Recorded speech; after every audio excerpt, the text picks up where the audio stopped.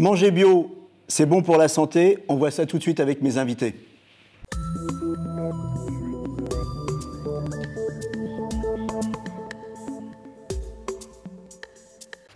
Manger bio, est-ce que c'est bon pour la santé? On va voir ça tout de suite avec le docteur Cyril Laporte. Vous êtes oncologue. Pierre Joyot, vous êtes expert en nutrition. Et Anthony Besson, vous êtes boulanger et vous faites du bon pain bio. Est-ce qu'il y a des études qui prouvent que manger bio, c'est un réel bénéfice pour la santé? Alors, il y a plusieurs types d'études. Il y a des études, notamment une étude qui a été faite en 2015 qui avait montré que dans les aliments bio, notamment les végétaux bio, alors là on va parler plutôt des légumes, il y avait plus d'antioxydants et moins de métaux lourds. Il n'y a pas eu de relation de cause à effet, on n'a pas dit que parce qu'il y a plus d'antioxydants et moins de métaux lourds, on sera en meilleure santé.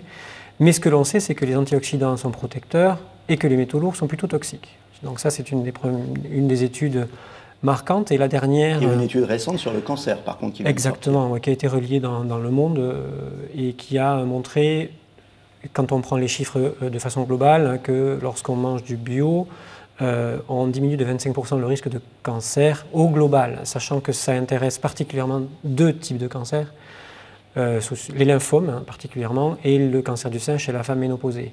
Et ce qui est intéressant aussi à voir, c'est que chez les agriculteurs qui utilisent beaucoup de pesticides, les lymphomes sont aussi surreprésentés. Donc quand on fait des liens comme ça qui ne sont pas scientifiques au sens très pur du terme, on commence à avoir pas mal de faisceaux d'arguments. Il y a une autre manière de poser la question qui est de dire, est-ce que le bio, ça fait du bien ou est-ce que c'est les produits pas bio qui font du mal? En clair, est-ce que quand je mange des produits avec des pesticides, des produits transformés avec des graisses ajoutées, des sels cachés, des sucres cachés, est-ce que c'est ça qui me fait du mal ou est-ce que c'est le bio qui me fait du bien? Alors, dans cette fameuse étude, justement, il y a eu des stratifications qui ont été faites et on a bien montré que si on exclut l'aspect industrialisé des aliments, on garde le même bénéfice à manger des aliments bruts biologiques sur le risque de cancer. Donc on est là-dedans. Puis il y a aussi le fait que ça fasse du bien à la santé, mais ça fait aussi du bien à la planète. Il faut quand même toujours avoir cette vision avec ce recul nécessaire. C'est-à-dire qu'on est des individus, on fait partie d'une globalité, une biodiversité, et manger bio, ça fait quand même plus de bien à la planète aussi. Donc ce que vous me dites, c'est que manger bio, c'est aussi une démarche. Alors une démarche pour la planète, on est une émission médicale, on ne va pas soigner la planète aujourd'hui, on va essayer de se soigner nous. Ouais. C'est une démarche, et finalement, est-ce que c'est cette démarche dans laquelle on va manger moins, manger plus varié, manger plus sain? Est-ce que c'est cette démarche finalement qui nous fait du bien?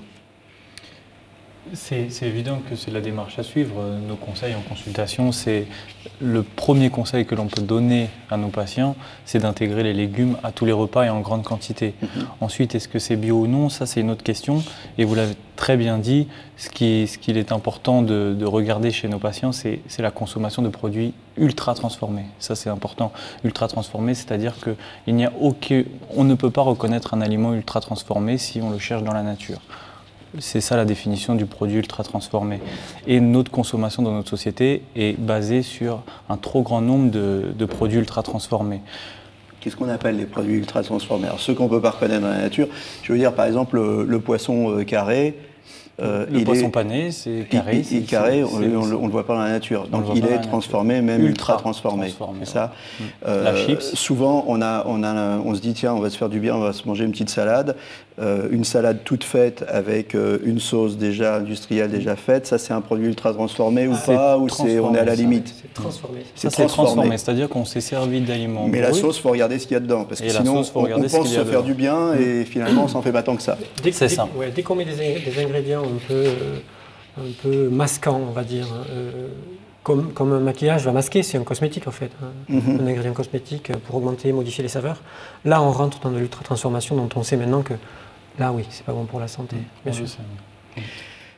Alors, il y a un produit qu'on mange tous les jours, surtout nous les Français. Je crois qu'il y a une statistique qui dit que 99% des Français aiment ou aimeraient en tout cas acheter du pain frais tous les jours. Le pain, c'est dans notre culture, c'est dans la culture de beaucoup de pays d'ailleurs. Et puis c'est un des rares aliments qu'on partage encore. On rompt le pain, c'est l'aliment qu'on a sur toutes les tables. Vous, Anthony Besson, alors vous êtes boulanger et vous êtes premier prix du pain bio Île-de-France en 2014. Alors ça ne veut pas dire que le pain est moins bon qu'en 2014, hein, vous avez plus fait de concours après, mais il est très bon le pain. Vous nous avez amené plein de pains différents. Alors le pain, il y a beaucoup de choses à dire sur le pain. En premier, vous utilisez des farines indice 100 ou type 110, c'est ça? Voilà, type 110. Qu'est-ce que c'est les types de farines? Le pain bio, c'est avant tout une conviction personnelle, c'est un engagement. Comme vous dites, on n'est pas là pour soigner la terre, mais on peut commencer par ça déjà. Donc ça reste un produit consommable du quotidien. On l'a sur notre table sans s'en rendre compte. Donc si on commence par là, c'est déjà très bien. L'avantage de prendre des produits biologiques, des baguettes ou des pains de seigle, des camutes et des pains d'anciennes variétés de blé, c'est qu'en fait on va générer notre sol aussi avec différents produits semés au cours de l'année. On ne mange pas ou on ne sème pas tout le temps les mêmes choses toute l'année. Donc alors ça, c'est les bienfaits c'est les bienfaits pour la terre, pour le... Voilà. Bon, mais on revient à la farine. Hein, vous la farine. Vous politique, Donc nous, vous me donnez notre réponse. la farine type 110. La grosse particularité, c'est que les farines biologiques sont écrasées sur meule de pierre. Donc l'écrasement de la meule de pierre fait prendre la totalité en fait de l'amande farineuse. Donc elle contient avec dedans le germe. Le germe, c'est la matière grasse. Donc c'est ce qui va apporter les vitamines, ce qui va apporter les fibres aussi, parce qu'il y a un petit peu d'enveloppe dedans. Donc il y a un rendement qui est 6 fois moins fort qu'un moulin industriel. Donc en fait c'est pour ça qu'on a des farines assez bis, comme on va dire, pas tout à fait blanches mais un peu foncées. Donc dans en fait la consommation du pain au quotidien, c'est beaucoup mieux de prendre des farines biologiques. Pain complet, pain blanc et type de farine. Alors type de farine, expliquez-moi cette histoire de gradation et à quoi ça correspond par rapport à l'amidon, au glucide, tout ça. Alors, on choisit une farine en fonction du type. On sait que plus le type est élevé, moins la farine est raffinée.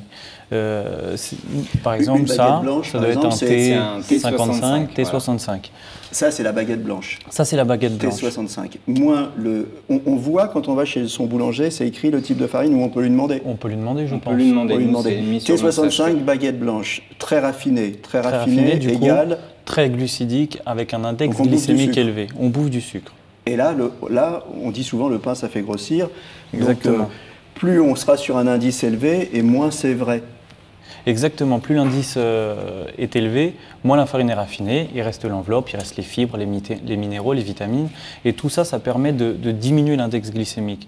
Et lorsque l'on va consommer du pain d'une farine type 110, je pense que celle-ci, ça doit être type 110, là, vous avez type 65, la 130 pour du seigle. Là, vous avez la farine d'épeautre. Et là, vous avez type 110. Voilà. Donc, lorsque l'on consomme un pain comme ça, déjà, il est plus dense.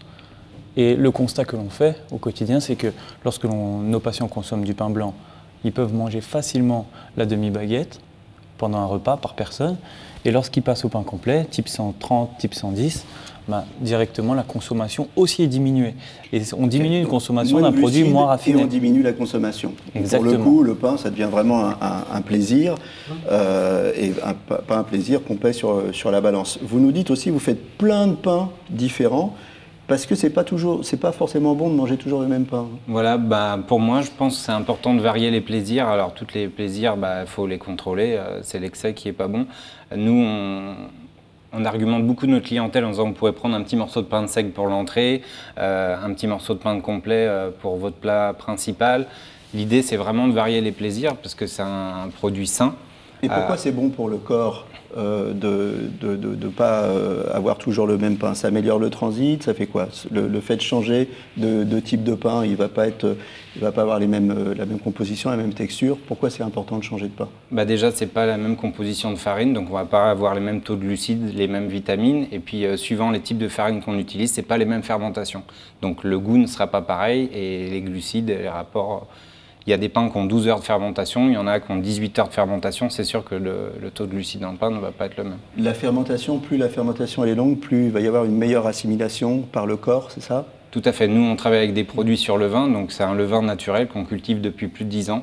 L'avantage de ça, c'est que ça dure entre 12 et 18 heures de fermentation, donc qui vient naturellement dégrader le gluten de notre farine, donc beaucoup plus assimilable pour le corps.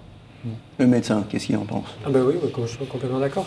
Et je voudrais revenir sur le côté varié en fait de la chose, c'est que dans la variété, on introduit aussi une notion de variété de plaisir, de variété de stimulation sensorielle. Et la variété de la stimulation sensorielle, à mon avis, pour le plaisir et le bien-être, c'est extraordinaire. Et on en parle de plus en plus dans nos consultations.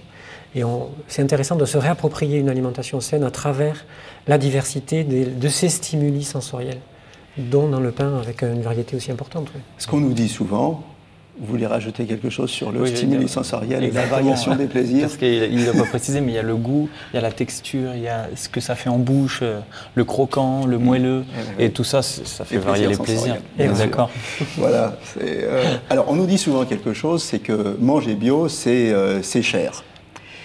Est-ce qu'on peut dire que finalement, comme votre pain, d'abord on en mange moins, hein, on l'a dit, comme il se conserve bien, il ne rassit pas, ou vraiment au bout de plusieurs jours, finalement on n'en gâche pas. Voilà, tout à Donc fait. ça ne coûte pas plus cher, en clair. On se fait du bien à la santé, ça ne coûte pas plus cher, non? Bah après, il y a le mode de consommation qui fait que comment vous mangez votre pain, ou vous le stockez, ainsi de suite. Mais c'est beaucoup plus intelligent de prendre des grosses pièces et de les manger sur plusieurs jours que d'avoir une baguette, la laisser rassir. Donc nous, c'est vrai qu'on a une grosse gamme de pains spéciaux avec des pains avec des formes assez rondes comme ça qui se conservent beaucoup plus longtemps. Et c'est vrai que d'avoir des farines écrasées à la meule de pierre en biologique avec un levain, ça favorise aussi la conservation.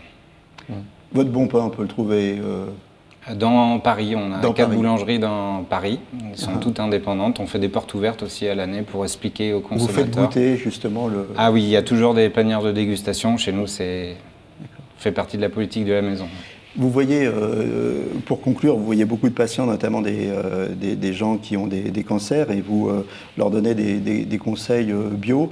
Il y a vraiment un rapport entre bien manger et les risques de récidive. En quelques mots, on arrive au terme de l'émission. Oui. Enfin, dans les cancers, oui, notamment dans le cancer du sein, qui est quand même un des cancers les plus représentés. On a montré qu'effectivement, chez les femmes, après traitement, lorsqu'on arrivait à un bon contrôle du poids, par le biais de l'alimentation, de l'activité physique, parce qu'on parlait tout à l'heure de l'hygiène de vie globale, hein, c'est une démarche globale. Voilà. Ben, en fait, on diminue le risque de récidive, oui, quand on tient compte du poids, on maîtrise son poids, on fait du sport. Dans la tête, on fait en sorte d'aller mieux aussi. Voilà. Merci à tous d'être venus sur le plateau. Il ne nous reste plus qu'à nous régaler avec votre bon pain. Merci, portez-vous bien et à bientôt.